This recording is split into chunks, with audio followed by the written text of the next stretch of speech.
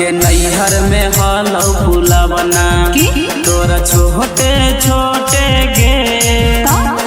नैहर में हलौ फुलवना तोरा छोटे छोटे गे।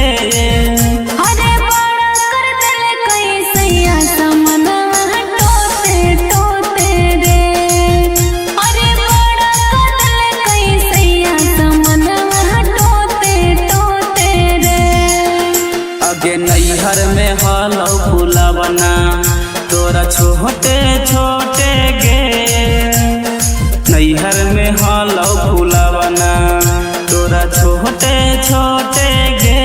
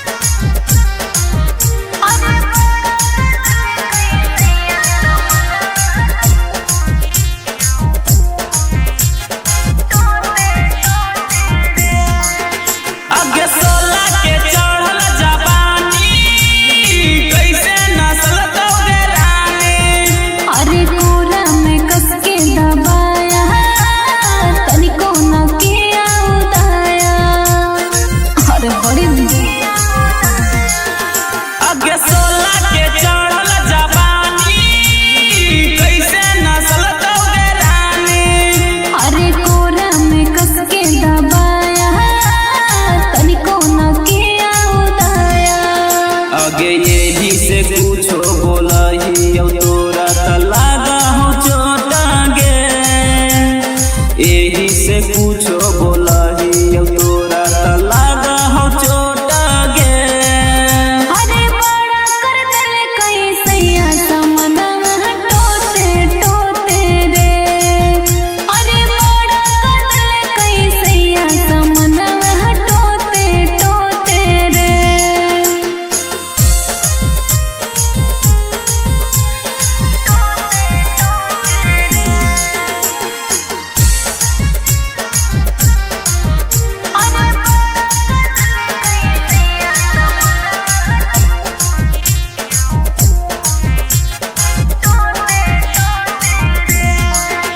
आगे कोमल बदन हालो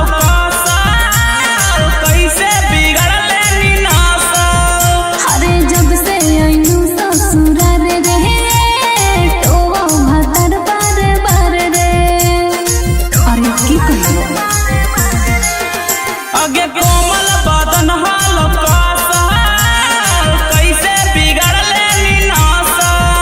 अरे जब से आइलू ससुराल रहे टोवा भातर बार बार रे।